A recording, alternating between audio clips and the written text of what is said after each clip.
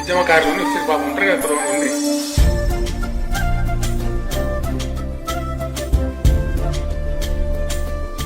సరిగా నీళ్ళ సంగతి ఇచ్చిపెట్టు. నువ్వే పెద్ద పేరు ఎమ్మెల్సీ కావాలి. నువ్వు హైదరాబాద్ రా